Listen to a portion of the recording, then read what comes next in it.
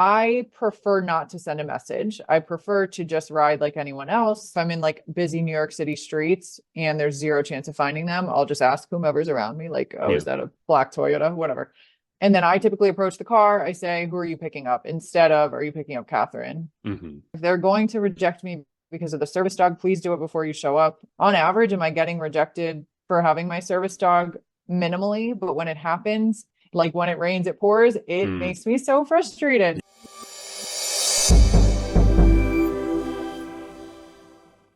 Kathryn Webster is an influential leader and entrepreneur with an MBA from Harvard Business School. She joined KKR in New York after graduation. She also founded TAD, the Together Achieving Dreams Foundation, Inc., and created Project Rise for blind youth under the National Federation of the Blind. Totally blind herself, Kathryn is a guide dog user and travels the world with her sweet dog Theo. She also serves on several nonprofit boards and has held leadership roles in promoting independence for blind students. Her work integrates corporate expertise with civic engagement, aiming to change perceptions of blind and low vision communities. Kathryn, how are you doing today? I am doing great, Harry. Thanks for having me. I'm excited to chat with you. And I think one of the reasons why I'm so excited is because, for drivers out there, I think we often get caught up in like the monotony of the day to day, the rides. And you've got a really inspiring story. So I'm excited to dig in and see what it's been like for you. Sound good? Absolutely. Sounds perfect. Awesome. Well, let's start with a little bit more about your background and tell me a bit about yourself. I kind of alluded to you in your bio. You've accomplished a ton in the corporate world and also sounds like you've got a passion on the civic engagement side. So tell me about you, as a person before we dive into your Of rideshare course. experience. Happy to. So I grew up in Connecticut, small town, no access to public transit, and I actually gradually lost my vision growing up. So Mm, long story short, when I was 22, lost the rest of my vision, but battled with varying levels of vision, in my younger years. hmm. So didn't get a service dog till I was 18. Prior to that, struggled with not wanting to use a cane as I kind of adjusted to losing my Yeah. vision little by little. And now I go between the two, both guide dog and cane user, primarily on, the day-to-day, use my guide dog. But outside of that, I went down to North Carolina for college, studied statistics and computer science, and then went into consulting in the DC area. So lived all across the East Coast and now made my way back up to Connecticut. So I live in the suburbs of Connecticut and commute into New York City, where I am at a private equity firm called KKR within New York City. And I absolutely love my job. Started about a year ago, post the MBA life, and amazing people I work with. I'm the only blind person in my company, but outside of work, I spend a ton of time with the blindness community working on advocacy, leadership development, making sure that students really can get placed into the jobs that they deserve, and hence kind of the nonprofit that I founded last year, which Yeah. focuses on making sure we increase that employment rate. So clearly it hasn't held you back. You've accomplished a lot, huh? Hasn't held me back yet, only in terms of driving. Yeah, I can't drive, but I will say, sometimes it's nice, being able to rely on other options. And that's why we're here to talk to you. I've got a kind of a dumb question to start. I think, especially for drivers, right? Like, we're in the business of customer service. Like, what do people say? Kathryn is blind. Like, what's the best way not to offend you? Basically, if I'm a driver, and I get a blind passenger. I love it. Such a good question. So short answer I'm is not ask afraid to that. ask anything, that sounds kind of dumb. So, but I know a lot of drivers are thinking it. Absolutely. I think safest answer is going to be ask the passenger. Hmm. I don't care. I call myself blind. I think majority of folks probably prefer that. We're going Hmm. towards the language of blind or low vision. Quite frankly, though, I don't know that a driver's ever asked me. I typically Hmm. send them a message and I'm like, I'm blind. I have a guide dog. See you in a minute. So Hmm. I don't know that I've explicitly been asked that, but if I were, I would say I'm blind. I also think some people are way more private than me. Like I'm Hmm. open book, I share whatever, but some people don't care to talk about their disability at all. So Yeah. I think it kind of goes in both ways. Yeah. Well, I think for drivers, sometimes there's sensitive topics that we tell drivers to avoid, religion, Fair. politics, right? Like Politics. obviously they might bring them up, but like, hey, you got to be a little careful when you're bringing things up. And so I think that, it's cool to hear you're an open book. And I think, yeah, like your answer makes a lot of sense. Every person is a little different, right? And so, Hmm. just ask, I think, when in doubt, right? Absolutely. And if someone doesn't want to talk about it, I'm sure they'll let you know. Yeah, and I think for drivers, you get sort of verbal cues too, right? If they open up and start, talking all Fair. about everything, it's okay, they want to talk about it. If they give a quick one-word answer, maybe not so much. So you mentioned that you send a message to your drivers. What's your experience been like as a rideshare rider who is blind? Maybe tell me like how often you use it, when you started using it, and we can even go through, what it's like for you to call a ride. Absolutely. So, okay. So this has gone in so many different directions. And the reality to me is that it also depends on the city I'm in, Mm, on what I book, where I book, how often I use it. So in a normal week on average, I'm using a Lyft or Uber every other day, if not every day. wow. I Okay. think because my company partners with Lyft, my default is to go to Lyft if it has anything to do with work.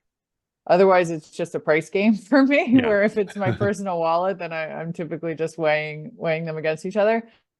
I think I prefer not to send a message. I prefer to just ride like anyone else, meet my Hmm. driver where the pin is dropped at, and find the car by either I can hear him because it's open enough space, Hmm. or if I'm in like busy New York City streets and there's zero chance of finding them, I'll just ask whomever's around me, like, oh, is Yeah. that a black Toyota? Whatever. And then I typically approach the car. I say, who are you picking up? Instead of, are you picking up Kathryn? Hmm. My intentionality in that is safety. Like Yeah. if I say, am I picking up Kathryn, and they say, yeah, of course. And I get in the car, who knows, you know?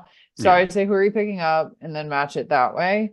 When I do send a message, it's typically when I'm in an environment where quite frankly, I don't want to be embarrassed. So I'll Hmm. message the driver and say, I'm blind and I have a guide dog and I'm standing at this intersection, see you in a minute. My two reasons I'm doing that. One is if they're going to reject me because of the service dog, please do it before you show up in Yeah. front of people I work with. Hmm. Or alternatively, it's just a smoother pickup, right? Like Got it. I'm telling you exactly where I am. I hear you're slowing down. You're putting down the window. You're saying my name. I'm getting in the car. I think those are kind of my ways of doing it. I think letting the driver know there's a service dog helps solely just kind of minimize the risk here. On average, am I getting rejected for having my service dog? Minimally, but when it happens, like when it rains, it pours, it Mm. makes me so frustrated. Yeah, So for sure. I try to minimize that happening at all, whether it's calling the driver or sending a message. Yeah. Well, I think one of the most challenging parts for drivers is actually the pickup and the drop off, finding the passenger, especially Oh, like you mentioned New York City, right? Like with all the one-way streets, the traffic, and then of totally. course the drop off, right? When, you got to find a safe and legal place to pull over. So I imagine that there's some benefit to letting them know ahead of time just for sort of ease of finding each other, right? Like, Hmm.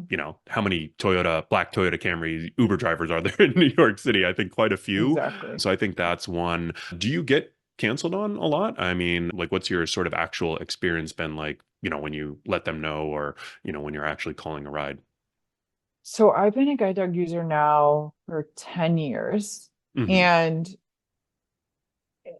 no, is the short answer. I do not get canceled on a lot. I've Yeah. been canceled on definitely, I would say 20 times, maybe. Hmm.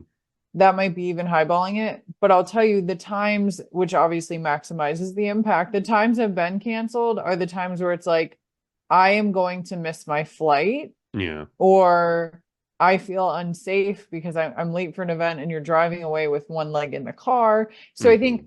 to me, the times that it's happened, it almost seems like it's catastrophic. It's like the worst day ever. Yeah. Because what typically happens is what there is not a cancel before seeing my dog. It Hmm. is they'll pull up, they'll see my dog. They'll either say, no, I won't take your dog, and like put the window up slowly while I'm engaging with them, or I'll open the Hmm. door and be getting in the car and then they'll start driving away, Mm. which, as we all know, is wildly unsafe. But at the Wow. same So a time, it's driver's also like, actually driven away while you were trying to get into the car. that's happened That's to me twice. crazy. So my Wow. dog wasn't in the car, I was in the car, and they start driving away. And I'm like, all right, at this point, I'm just getting out and Yeah. rebooking. But also another time has happened in DC where they drive up, they say they're not going to take my dog, and it's my best friend and I at the time were traveling, and she's allergic to dogs, hence why we didn't go in her car. And I Hmm. bring this up because it's interesting. We didn't go in her car because she's just wildly allergic. Yeah. So we book a lift, they're driving away, and then I book another one, and they also drove away. And I was like, Hmm. okay, this is just not my day. Yeah. And those are the moments that suck, just because, of course, if I could get in a car and go from point A to point B with me in the driver's seat, I would, but I Yeah. can't. And my dog, I'm not biased or anything, but is the most well behaved. He doesn't Yeah. even lick a human being. Like, he literally just sits on the floor with his head on the ground and waits patiently for us to get to the location. Like, he's never made a noise in his life, So he's so well behaved where it kills me that I wish I could have the 1 minute to talk to the driver and say, look, this dog is harmless. I Hmm. understand if you're scared. I understand whatever, factors may be at play here. I just want to get to my location. Yeah. Yeah, well, honestly, I feel like I would be shocked if anyone in my audience would drive away, while it passed. So I feel like those types of drivers, like obviously, there are millions of rides that happen, every hour on these platforms. So Right. there are going to be some bad drivers. And I think those bad drivers kind of make the 99% or the rest of drivers look bad. Like I think we want to root out those drivers, that type of experience. You mentioned something that I think is really important to hit on. I did a poll on my YouTube channel about whether drivers had issues with service animals, and actually overwhelmingly the comments that we got from our audience said that, like, I actually, when I get a legitimate service animal, they're amazing, they're really well behaved, they're well Mhm. trained, they sit there, they're not, they're not going to make a mess, like actually a lot of the comments were kind of funny. They were like, I'd rather take a service animal than a human because if you've ever driven the party hours Friday, Saturday night, some of these humans are Right. a little misbehaved. Talk a little bit about the training that goes into becoming a service animal, or you mentioned guide dog. What should I call your Theo here? You Yes, told me great to ask question. you, so Okay, this is like, all right, what I should I love call it. this No, dog? this is perfect. So service animal is like the more broad term. Guide Got it. dog typically is referring to them guiding a blind or low vision, or I guess legally blind person. So when I say guide dog, that's what Theo is. It can Hmm. go broader. Service animal being someone who works with someone with epilepsy, someone who works Mm. with someone who has a heart condition, diabetes, whatever it may be, where it's you have a disability, the dog is aiding in making sure that you are safe or that your needs are met. When I'll talk about the training, it varies across Hmm. disabilities. So I'll speak to the training of a guide dog, which Sure. I could be very wrong here. I think that's the most common service dog nowadays, like on the streets. I think Yeah. emotional support dog is not a service dog. Hmm. That's a different category, right? So for guide dogs, I got my dog from the Seeing Eye, which is in Morristown, New Jersey. It's the first guide dog school, and they go through robust training. So for Wow. a year time, they're bred in-house, then they're going to a puppy raisers to work on just, more behavioral, Just being a getting good dog, right? exactly, literally just like potty train, sit, lay Yeah. down, come, whatever. Then after that year where they're adjusted to the world, they go through 4 to 6 months of very in-depth, detailed training on how to be a guide Hmm. dog. So many of that is fear-based, where the person will show them that they can't go across the, yellow bubbles on the Hmm. train track because that's not Mm. safe. Or you're scared of cars, they'll show them fear around cars, et cetera, et cetera. So that's for 4 to 6 months. And that's truly how to be a guide dog. So a year and a half later, at minimum, is when a blind person actually gets paired with a guide dog. So they've gone Mm. through a ton of training. They can get rejected for the smallest of things. Like there's someone in Theo's litter that did not pass because they're scared of tile floors. Smallest thing in the world. But if a dog is scared of tile floors, they're not going to be able to guide a blind person anywhere they want to go, right? Yeah. Another one's scared of baby, what are they called? Carriages? What are Mm. strollers? Strollers.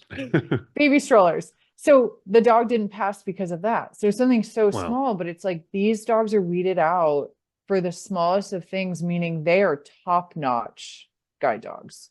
Mm. And that's why I say that is like, if there's a well or a poor behaved service dog, then they shouldn't be a service Yeah. dog. And that's to your point, what we were talking about prior to this conversation, Harry. Like, if it's a bad service dog, Yeah. you all drivers should report that, because I don't want that on the street either, right? Like, I Yeah. don't want my dog to be Well, distracted by a I poor mean, behaved one. frankly, it sounds like there aren't, I mean, maybe it's not impossible, but it sounds like, the training that they go through is quite rigorous. And I mean, honestly, like obviously dogs are, man's best friend. A lot of people have dogs are smart. Like they're, I think they really, So smart. and I'm sure you've experienced, but like they're obviously used for many, I think my neighbor used to have one that was like a Hurricane Katrina dog, and she was like finding people under the rubble. Yeah.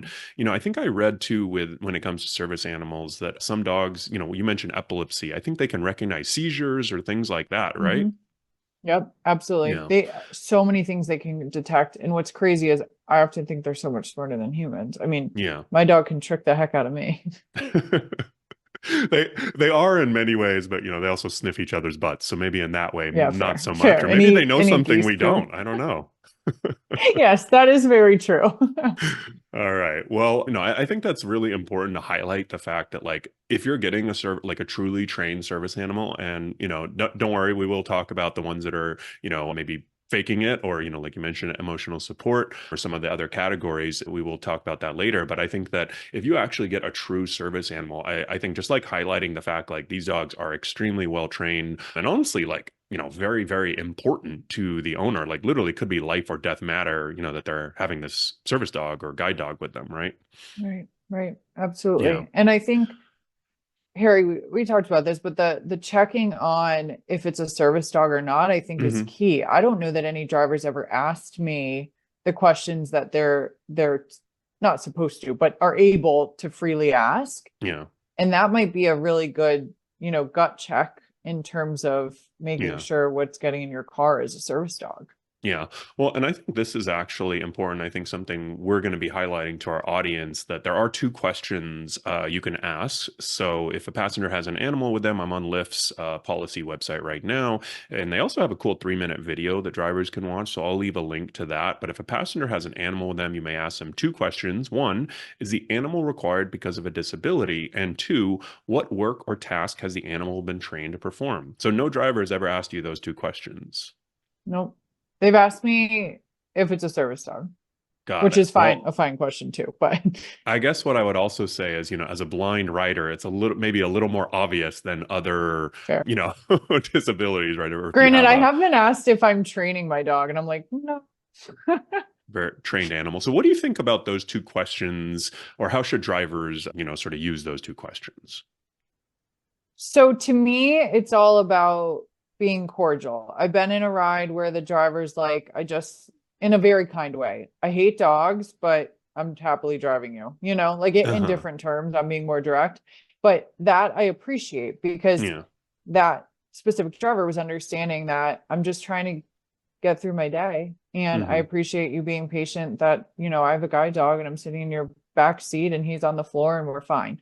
So in those moments, I think it's totally fair for a driver, before we get in the car, to be like, let me just ask you these two quick questions, Yeah. you know, uh, totally fair. And I think any person who has a service dog is trained during the training I went to with Theo, to make sure that I'm prepared to answer those questions. Yeah. And if a passenger can't, then you totally have grounds for not taking them. Yeah. So if a passenger can't, let's say, let's say I ask you, Catherine, is the animal required because of a disability? What would your answer be? Yes. Yes. And then, so basically, if the passenger says no, it sounds like, as a driver, then I don't have to take that, take Right. that passenger, Absolutely. right? It's If pretty it's no, simple. or no to the first question, and it's I don't know to what tasks are they doing for you, that's an I don't know, then no, the drivers do not have to take the dog. And I think Yeah. that's key. And so it sounds like you actually did some training too with your service dog. Is that what you mentioned? Yes. So when I get him, it isn't just a let me pick up Theo one day and Hmm. go. I stayed at the facilities for 2 weeks or 3 weeks, I guess. Depending on the guide dog school, it ranges from 2 to 3 weeks, or home training. But Yeah. you're working side by side with the dog with an instructor.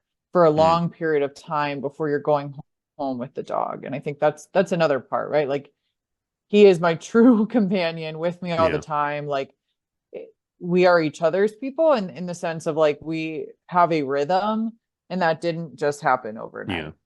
Got it. Well, I think for drivers that might, like you said, like everyone has preferences, right? So if I'm a driver and I'm not a big fan of dogs, understanding that it is the law, though still, maybe I'm gonna, probably not gonna be able to remember these two questions. I've been covering the industry for 10 years. I couldn't remember the two questions, so I'm not gonna pretend like they're easy to remember. But if I am someone who has an issue with dogs, like maybe I don't love dogs, maybe I'm more of a cat person, right? I'm gonna put a little sticky note or a little index card, just slide it into my side so that if a passenger does come in and tells me that they have a service animal, it sounds like they should 100% be able to answer those two questions very quickly and clearly. And if they can't or they provide a wrong answer, then you're not required to take them. 100%. And I think one other tip, if you don't mind, is Yeah. if a driver hates dogs or has an allergy or whatever it is, bringing a towel or a blanket to just have Mm, on hand is so important, because I don't want my dog to shed in your car, right? yeah. Like the driver doesn't want it, the passenger doesn't want it. That is never my dream. Of course, it's very minimal, if any, but why not just have that little safety net so then your car is more comfortable? We don't feel as bad, right? Because I never want to get in a car where the driver doesn't want to take my dog, but I also just, to my previous point, like I don't have a choice. I also have to Yeah. get to my flight. So I think there's little ways that we both, as passengers and drivers, can give in a little bit to make the Yeah. experience as comfortable as possible. Yeah, no, that's a good point because I think in that poll that we ran, most people were very happy to take service animals, or at least they said they were. But the only real kind of worthwhile objection that I saw is, what if I'm allergic, or what if I have a fear, a crippling fear of dogs? And so it sounds like, I think the towel is a good recommendation. Again, not only for dogs, but also for humans. I'm here in California, so I've always like, I started driving in Newport Beach, and probably within my first day, I'm picking people up at the beach. They're sandy, they're wet, and I'm like, oh crap, I need to bring Mhm. towels, period, plural, and just slide them in the back of my car. You never know, if you do snow or if you do, when people are wet. So I think that's just a good all around tip for drivers. And then, if you kind of want a simple, cheap solution, the lint removers, right, are a good options, small and compact. Mhm. Or some drivers, if they want to invest more, they even keep little handheld vacuums. And so I think the nice thing is that all of these solutions apply for more than one situation if you're a driver. So what would you say to drivers that maybe have a fear of dogs or have had a bad experience in the past, if that's their reason why they don't want to take a guide dog or a service animal? I think I think it's completely valid. And Hmm. it breaks my heart when a driver tells me they're deathly scared of my dog, who is an 80-pound yellow lab who like looks like a baby, but he's 80 Hmm. pounds. So I completely Yeah, that is a understand the big dog. fear. Huge. But also like Huge. Okay, I agree. sweetest boy in 80 the is world. huge. Yeah. So huge. But so what I would say is, so I'm so sorry that you're scared of him. I think what I proactively do when a driver tells me that is make sure that Theo's face is nowhere near the center console. Hmm. So asking a passenger to have the face a different direction, I think is a fair question, because Hmm. I intentionally move his face to then be either like against my leg or facing toward the window Yeah. instead of toward the driver in any way, shape, or form. I think that's one way. The second way is a little education. So I'll always explain he's gone through in-depth training. I will not let go of the leash. The leash is about, a foot and a half long, if that. So I have full control over him. He's not going to move. He doesn't make noise. He's not going to wiggle. Yeah. He's never bit anyone, things like that to just calm it. I think is important, because the fear thing, particularly if you have like an experience where you were bit by a dog, which Yeah. I've been bit by one dog, which is terrifying. I mean, I Um, think everyone's been bit by a dog. I got bit by a dog when I was a kid. Luckily, it was a small one, but I feel like, right. some dogs are obviously I mean, well right. behaved I and some got bit aren't. by a pit bull and I was Oh, like, yikes. oh my God. Yeah. So I totally get the fear. And I really think it's education, and then it's offering those solutions, which Yeah. is the face shouldn't, I mean, if a driver is terrified, the face should be near the driver anyway. And Yeah. drivers have asked me, like, do you mind just pulling his head back a little? And that's Yeah. totally fair, of course. Yeah. Well, and I guess to be frank too, right? Like if you're a driver, you're in the customer service business, right? You are there to, kind of please your customers. And so it's sort of, I think it's tricky, right? Because you might have a fear of dogs or, I think that is a good solution, to sort of maybe turn their head away. But at the end of the day, right? Like I think that it is part of the job, right? If you're not, we tell people, hey, if you're not a people person, food delivery is an Don't go into option, right? There customer are service. yeah, if you're not a people person, right? And so I think kind of that's an important point. So, on that note, is there anything drivers can do to make your life easier as a rider? I honestly, in the simplest of terms, is just giving us grace. Like I truly, it ruins, I sound dramatic, but I'm not kidding when I say this. Like it ruins my day when a Yeah. driver drives away because of a service dog. Whether it's like I'm in a professional setting and I don't want to be late for a work meeting, which I Hmm. should never be late for, and that Yeah. shouldn't be the reason I'm late, or I'm missing a doctor's appointment or date night or a Yeah. flight, whatever it is, like where people with disabilities, like we want to adapt to the world just like anyone else. Hmm. And I want to never feel like I'm asking for more than what's fair. And he is my mobility aid to get around the world and to navigate it in a way that's independent to me. So all I want is for the grace of getting in a car like anyone else would without or with a service animal and be able to go on with my day and not have it interrupt and be another inconvenience on top of my day. So that's my biggest push is give the passengers grace who have a service dog, ask the questions that are fair to ask Yeah. and allow us to, I don't want to say prove you wrong, but I guess show Yeah. you how powerful it is to have a service dog, in our corner. I can't imagine navigating the world without Theo. Of course it's possible with a cane, happily so, Hmm. but I've chosen this path and like it, if I didn't have a guide dog that and could see, that would be great. But that Yeah. isn't not the cards that I was dealt, and I obviously didn't ask for these. So Yeah. giving us grace, I think, is huge.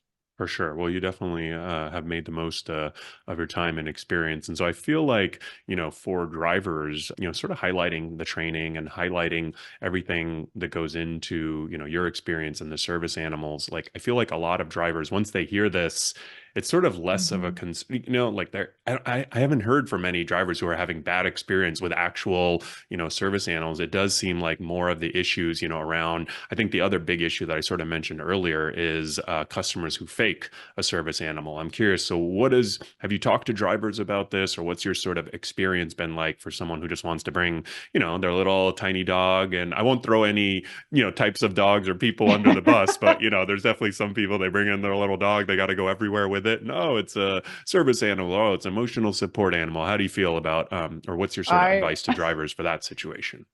I'm so glad that you sparked this part of the conversation. I think I know rare, I'm sure like statistically rare, but it like kills me inside when people claim that they're emotional I support actually dog don't or know if they're it's that rare. I feel like it is right. kind of happens, and of course, with social media, I mean, some of these specific instances have been magnified either through a story or a video, but Of I do course. feel like, it's an issue for sure for drivers.